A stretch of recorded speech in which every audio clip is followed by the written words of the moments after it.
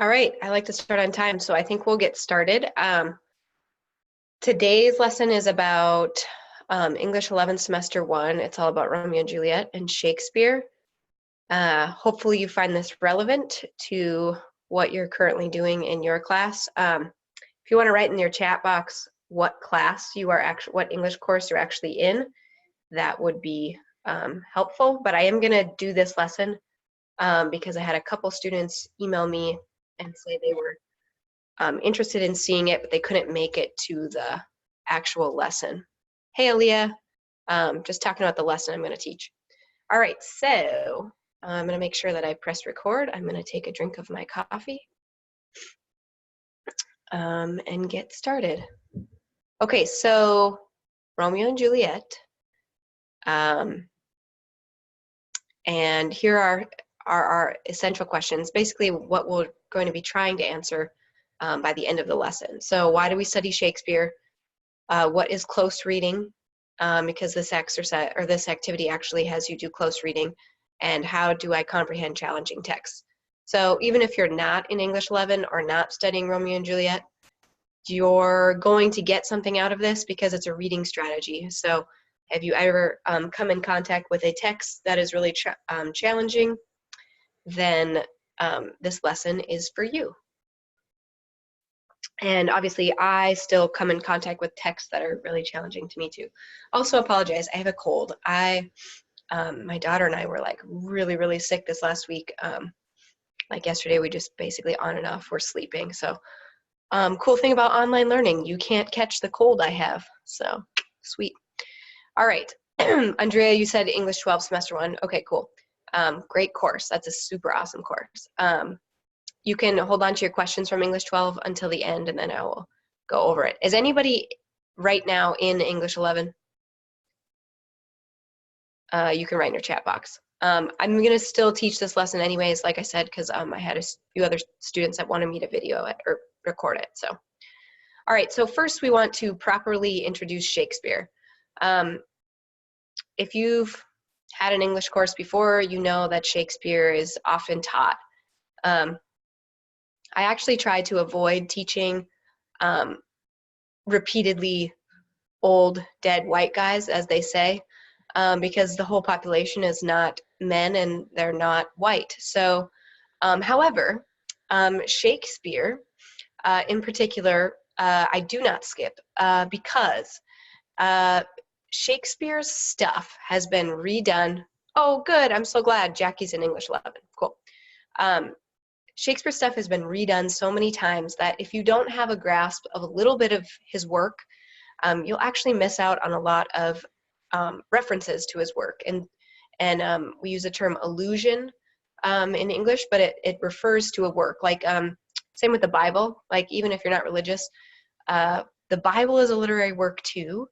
And if you're not familiar with anything from the Bible, you'll miss out on a lot of references as well. So I'm not saying Shakespeare is the Bible. That's not it. But it's just a very famous, popular work that has been redone and redone and redone.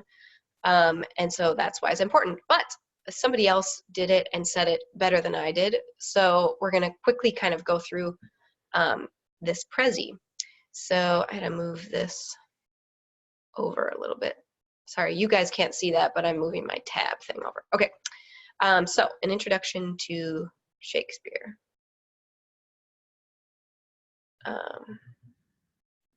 Okay, so what Shakespeare plays have you heard of? What Shakespeare plays have you read? Anybody in the chat box? Shoot some out there. We obviously already talked about Romeo and Juliet. Have you heard of any other plays or works from Shakespeare?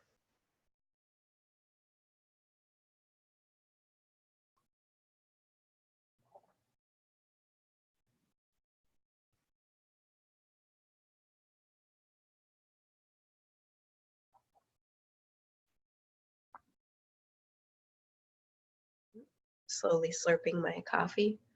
Come on, anybody? I feel like Ferris Bueller. Anybody? Anybody? What was the name of his teacher? That might be dating me. All right. Oh, yay, somebody responded. Hamlet. You're right. Good job, Andrea. Thank you for participating. Yeah, Hamlet's one. The Tempest, Macbeth, Othello.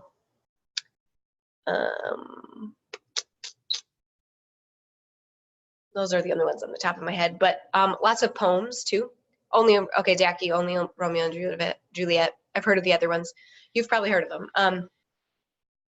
There's a lot of ones that have been like actually redone. So like Lion King is actually Hamlet. Well, not actually Hamlet, but it kind of follows the same storyline. Julius Caesar. Ooh, that's such a good one too. Yeah, Julius Caesar is a good one. I can't remember. Do we do Julius Caesar in English 12? I think we do. But anyways, yeah, super good. And what's cool about Shakespeare is like a lot of the same themes are present. So you'll notice that it's still relatable. Okay, retellings of Shakespeare's plays. Hey, whoever just showed up, welcome. We're talking about, oh, hey, teacher mentor. We're talking about Shakespeare. Okay, yeah, so Lion King, like I just said, kind of based on Hamlet.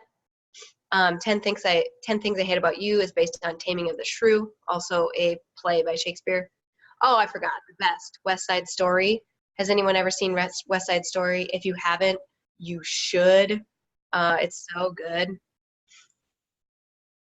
Oh, She's the Man, based on Twelfth Night, if you've seen that movie. Okay, so like as far as Shakespeare goes, lots of stuff from his life are kind of a mystery. Like, in fact, they don't actually know exactly when he was born, but they know that when he was baptized, so christened just means baptized. They know that he attended school. They know that he married Anne Hathaway, kind of a funny name because there's a famous actress named Anne Hathaway right now too. And that he had twins and a daughter. But we don't know too much else. So we think a lot of people don't think that the actual Shakespeare wrote his plays because there's no evidence that he went to school like after grammar school or after grade school. So they think, how could somebody teach themselves to be such a good writer? So there's like kind of some debate on whatever, if he wrote it or whatnot. Another cool fact is that sometimes they say Shakespeare kind of like he died very close to when he was born. So they kind of say that he died in the round, like his theater was called the Globe, and it was formed in a circle like around the stage. And so they think that he died in an actually complete circle. So he died in the same day that he was born. What did Shakespeare bring to English language? Shakespeare actually created 2,000 words in the English language. I think there's some examples of these. Here we go. Let's see if I can. Oh, okay.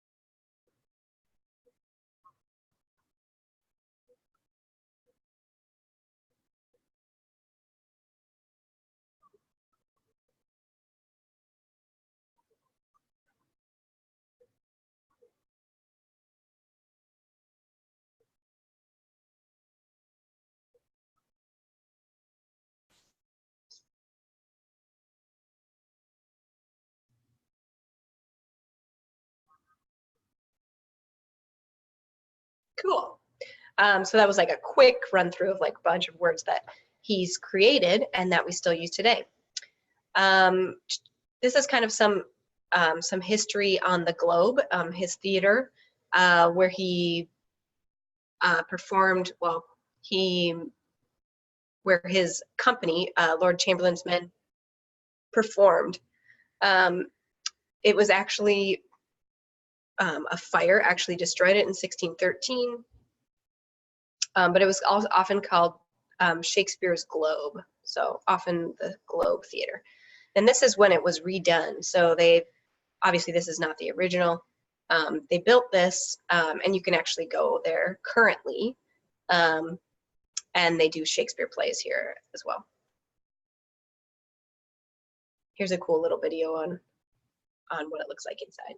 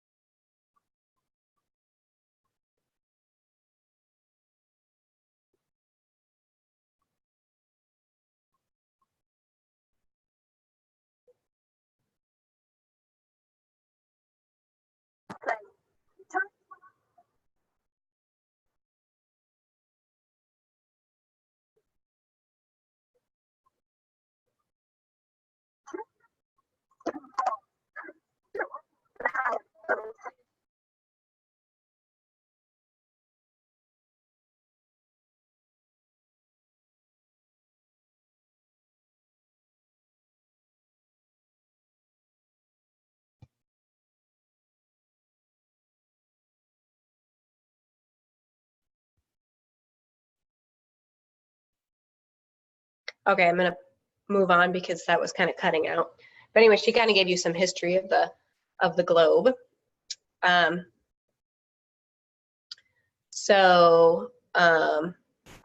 This must be a picture. Sorry, this must be a picture of a redone performance center for Shakespeare. Same here. So just some different examples. We don't need to talk about that. Shakespeare often performed for the English royalty, and that's kind of the way he got around some of the negative talk about theater. Like they said, it was the devil's, had to do with the devil theater did. But because the royalty thought it was so entertaining, he kind of found some loopholes. Okay, so some people think that William Shakespeare was not actually the man who wrote his plays. Over the years, scholars have made various suggestions. They think maybe some of these people were actually Shakespeare, but most academic Shakespeareans dismiss the supposed controversy, saying it stems from a refusal to believe that a provincial grammar school boy could become the world's greatest artistic genius. So they're saying basically like his education doesn't show that he could become that type of writer.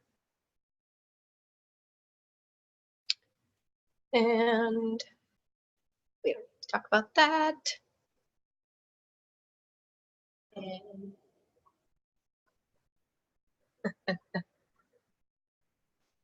we're not gonna listen to this, but you should totally check this resource out. If you are a student that is in English 11 right now, this guy, I don't know if you actually recognize him, but he actually wrote The Fault in Our Stars. I love him, John Green. He's so fantastic. But he does like these crash courses on literature, and so he'll give you kind of like a whole spin on it in 12 minutes, and you'll get a really good idea of it, and it honestly will help you understand the text as you go through it. It's not, it's not like a loophole or anything. He's just giving you kind of an overview of it. Obviously, you should still read the text and do the activities, but it kind of gives you a good idea. If you are following along, watching this video after the lesson, this is linked in my notes. It's in the Prezi that is in the lesson notes, and I'll show you them right now. And get out of here. So this Prezi right here, you can click on that. It's the last resource on there to check that one out. Okay, cool. We have down to three people. Just basically, hey, Andrea, were you the one that was in? Oops. Oh, Andrea, yeah, his crash course is 200. Okay, Andrea, I think you're in English 12, right? So I'm gonna skip I'm going to skip the play the Kahoot because you're not in English 11 anyways. But it was really cool. It was super cool, actually. It explains how similar Shakespeare's word, because it has rhythm, how similar Shakespeare's words are to actually common day rap lyrics. So it's pretty cool. All right, so we're going to skip that fun part and just go into close reading. So what is close reading? Basically, close reading is a very focused rereading of the text. And you may be wondering why we reread a text. We reread a text for comprehension, for understanding, and basically rereading a text is what good readers do all the time. There is no such thing as reading a text one time and just being like, yep, know everything. If it's a challenging text, good readers reread to comprehend. There's nothing fancy about it. Good readers will reread. Okay, so the thing that you have to do for this activity is you need to read the prologue that's given right here. And then the bolded words are words that have been defined for you. So, which is cool because because they're kind of challenging words. So when you plug in the definition of it, it'll give it a full new meaning, and you can kind of comprehend it a little bit more if you just have that little bit of help. So I'm going to read it aloud here. Two households, both alike in dignity, in fair Verona, where we lay our scene, from ancient grudge break to new mutiny, where civil blood makes civil hands unclean. From forth the fatal loins of these two foes, a pair of star-crossed lovers take their life, whose misadventured piteous overthrows doth with their death bury their parents' strife. The fearful passage of their death-marked love, and the continuance of their parents' rage, which but their children's end not could remove, is now the 2 hours' traffic of our stage, the which, if with patient ears attend, what here shall miss, our toil shall strive to mend. Now, obviously, when you're first reading Shakespeare, you're like, what? What did he say? That doesn't even make any sense. But it will. I promise it will. And you'll be surprised at how much you actually understand after you read it a couple times with the definitions and everything. Okay, so then you want to try to define tough words. So we've already kind of done this for you. We've bolded some of the tough words here, and then we've defined them. So dignity means nobility or elevation of character. Scene, a division of a play or an act of a play. Grudge, resentment towards another. Mutiny, revolt or rebellion. Civil means ordinary or public life. Star-crossed lovers. And you've probably heard this term before. It was made famous because of this play. A doomed relationship means a doomed relationship. Piteous, pathetic, or worthy of pity. Strife, bitter, conflict. Passage, journey. Continuous, continuing or going on. Not means nothing. Traffic means events. And toil, exhausting labor. All right, so then you want to plug in the tough words. So you want to plug in these definitions. So I haven't already done that. So we're going to go ahead and do it right now. So instead of dignity, I'm going to say this, and I might try to put it in my own words. Nobility. I'm going to say nobility. I like that word. Okay, so we'll put that in there. Scene. Scene we said was okay, act of a play. Where we lay our scene, where we lay our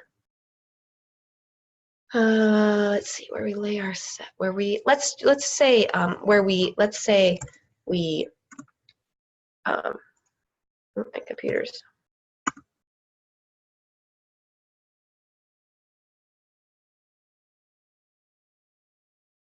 All right. Oh, there we go. Where we set our scene. That makes a little bit more sense. Okay, ancient grudge. So we said grudge was resentment. Let's just say resentment. Ancient grudge. Ancient resentment. Okay. Mutiny. Let's see. Mutiny would be revolt or rebellion.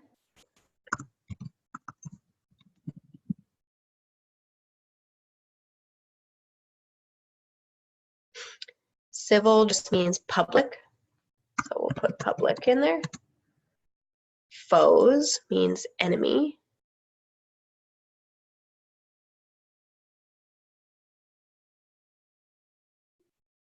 Oh, we didn't bold that one, but that means enemy.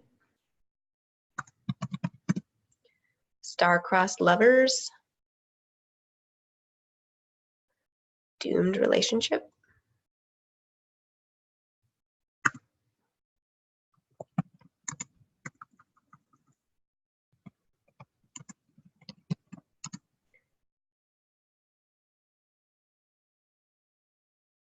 Oh, my computer keeps. Oh, there we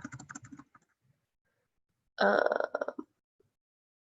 Piteous means pathetic. We'll say pathetic. Strife, bitter conflict. We'll just say conflict. Passage, journey. Continuance. Let's call it going through. Excuse me, sorry, like I said, I'm a little bit sick. Nothing. Traffic is events.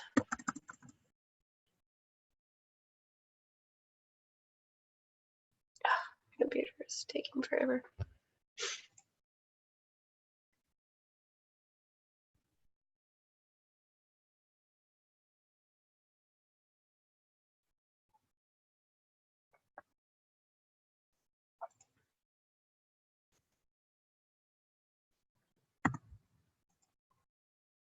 Okay, apparently I can't.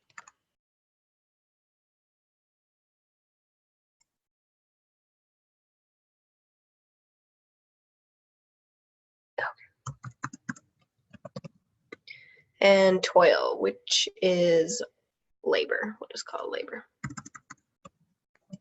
All right, now, of course, this might not make a ton of sense as you read through it, but it kind of, it won't make a ton of sense with the new words in there, but it'll make it a little bit easier to understand. So, two households, both alike in nobility. So nobility means like they're both equal royalty, right? In fair Verona, where we set our scene. Okay, so this is basically where this is going to take place. It's the setting. From ancient resentment break to new revolt. So these people hate each other, but they're also going to start a new war, like revolt, right? Where public blood makes public hands unclean. Hey, Andrea, makes public, I can put this back. So this is suggesting that public blood, so people have been killed, and it's the people's fault. From forth the fatal loins of these two enemies. So from these two, from this feud and these enemies created a pair of doomed relationship. Doesn't make much sense, but they created a doomed relationship, aka Romeo and Juliet. And what do? They take their own life. So this doomed relationship, they take their life, whose misadventured pathetic overflows. So we have pity for these people.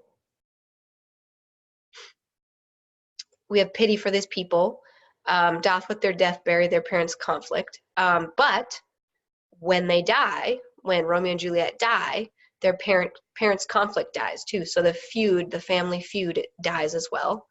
The fearful journey of their death-marked love. So this story about the journey of their love and death, and the rage of their parents, and going through of their parents' rage, which but their children's end nothing could remove, which even them falling in love could not solve it, is now the 2 hours event of the stage. So it's now going to be the story in front of you.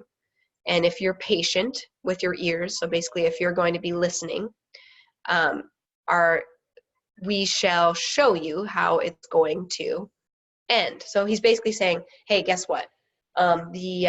These two lovers are going to kill themselves, and then they are going to, and with that, their parents, their whole family feud will end, and they will, and basically that's the story. So he starts it off by saying, hey, by the way, at the end, they kill themselves, da-da-da-da.